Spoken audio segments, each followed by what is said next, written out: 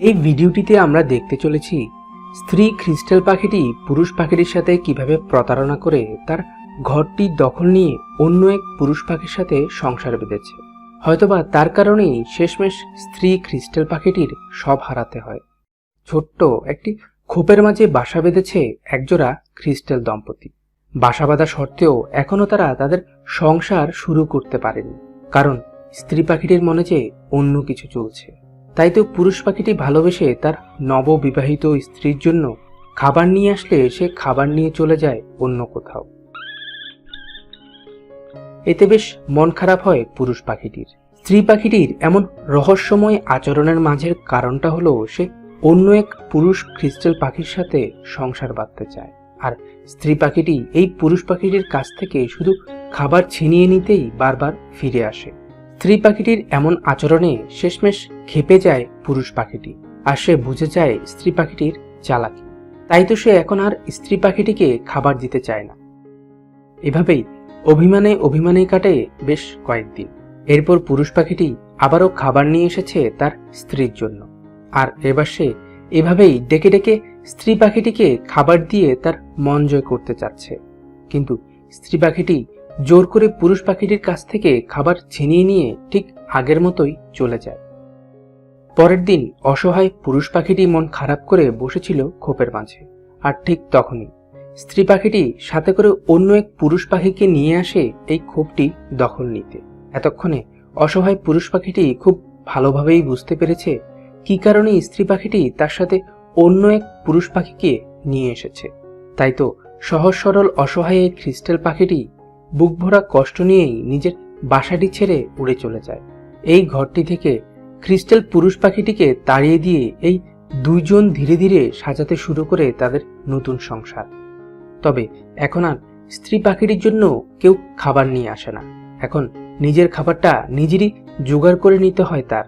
এখন খাবারটা ভাগাভাগিও করে নিতে হয় পুরুষ পাখিটির সাথে। যাই হোক, সংসার শুরু করার কিছুদিনের মধ্যেই স্ত্রী পাখিটি ডিম পাড়তে বসে। স্ত্রী পাখিটি ডিম পাড়তে বসলেও লম্পট পুরুষ ক্রিস্টাল পাখিটি তার স্ত্রীর জন্য আহার সংগ্রহ করে আনে না। সে খাবার সংগ্রহ করে গাছের ডালে বসেই খাবার খেয়ে তারপর বাসায় ফিরে। এদিকে স্ত্রী পাখিটি ডিম পাড়তে বসার সপ্তাহখানেকের মধ্যে একে একে এসে 60টি ডিম পাড়ে। ডিম পাড়া শেষ হলে পুরুষ পাখিটিকে ডিমগুলোতে তা দিতে বসিয়ে স্ত্রী পাখিটি খাবার সংগ্রহ করতে বেরিয়ে পড়ে।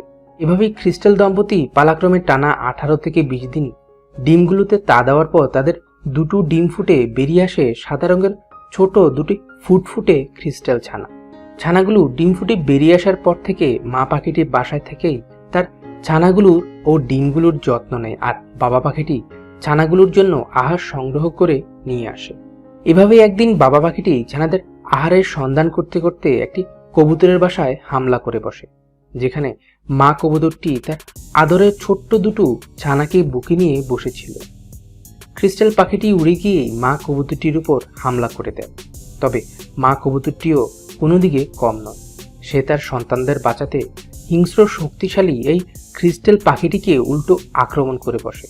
প্রথমে ক্রিস্টাল পাখিটির আক্রমণে স্ত্রী কবুতরটি নিচে পড়ে যায়। এরপর সে আবারও ফিরে এসে ক্রিস্টাল পাখিটির উপর আবারও হামলা করতে চায়, কিন্তু দুর্বল কবুতরটি যে হিংস্র শক্তিশালী ক্রিস্টাল পাখিটির সাথে পেরে ওঠে না। শেষমেশ মা পাখিটিকে তাড়িয়ে ক্রিস্টাল পাখিটি কবুতরের ছোট্ট একটি ছানাকে নিয়ে চলে যায়। ক্রিস্টাল পাখিটি উড়ে চলে যাওয়ার পর মা পাখিটি যখন বুক ভরা কষ্ট নিয়ে তার বেঁচে থাকা ছানাটিকে আগলে রাখার চেষ্টা করে, ঠিক তখনই রাক্ষসের পাখিটি আবারও কবুতরের বাসায় হামলা দেয়। আর সে এবারে কবুতর দম্পতির শেষ ভরসা তাদের আদরের বেঁচে থাকা ছানাটিকে নিয়ে চলে যায়। এভাবেই ক্রিস্টাল দম্পতি ছানাগুলোকে তাদের বাবা মায়ের বুক থেকে কেড়ে নিয়ে যায় তাদের সন্তানদের খাবারের চাহিদা মেটাতে। ইতিমধ্যে ক্রিস্টাল দম্পতির বেশ কয়েকটি ডিম ফুটে আরো কয়েকটি ছানা বেরিয়ে এসেছে, আর দুটো ডিম কোনো এক অজানা কারণেই নষ্ট হয়ে যায়। তারা অন্যের ছানাদের নির্মমভাবে হত্যা করলেও নিজেদের ছানাদের যত্নের কোনো কমতি রাখে না। ডিম ফুটে ছানাগুলো বেরিয়ে আসার পর থেকে বাবা মা দুজনই ছানাদের দেখভাল আর আহারের যোগান দিতেই তাদের দিনের পুরোটা সময় কাটিয়ে দেয়। এভাবে একদিন বাবা পাখিটি খাবারের সন্ধান করতে করতে একটি প্যাঁচার বাসায় ঢুকে পড়ে, যেখানে স্ত্রী প্যাঁচাটি তার ডিমগুলোতে তা দিতে বসে আছে আর পুরুষ পাখিটি দাঁড়িয়ে থেকে তার স্ত্রী ও সন্তানদের পাহারা দিচ্ছিল। ক্রিস্টাল পাখিটি প্যাঁচার বাসায় ঢুকতে না ঢুকতেই পুরুষ প্যাঁচাটি ঝাঁপিয়ে পড়ে ক্রিস্টাল পাখিটির উপর। এরপর শুরু হয় তুমুল ঝগড়া। ঝগড়ার এক পর্যায়ে স্ত্রী প্যাঁচাটিও আক্রমণ করতে শুরু করে ক্রিস্টাল পাখিটিকে। এটি তার প্রাণ নিয়ে পালিয়ে যায়। পাখিটি ডিম চুরি করতে না পারলেও সে একটি টিকটিকি শিকার করে নিয়ে আসে তার সন্তানদের জন্য। এভাবেই ক্রিস্টাল পাখিটি অন্য কোনো প্রাণীর জীবন নিয়ে নয়তোবা অন্য কোনো পাখিদের বাসায় ঢুকে ডিম অথবা ছানাদের চুরি করে তাদের সন্তানদের লালন পালন করে ধীরে ধীরে বেশ কিছুটা বড় করে তুলেছে। তখন গভীর রাত।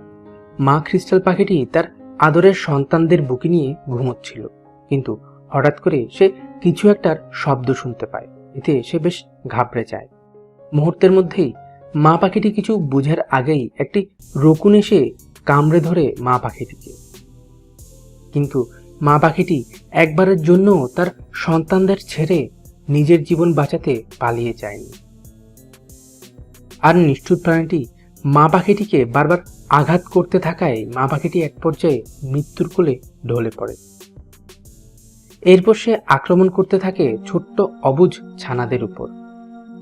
পশুটি এইভাবেই এক এক করে ক্রিস্টাল পরিবারের সব সদস্যদের মেরে ফেলে। এরপর সে বেশ কয়েকবারে মৃত ছানাগুলোকে এক এক করে মুখে করে নিয়ে যায়।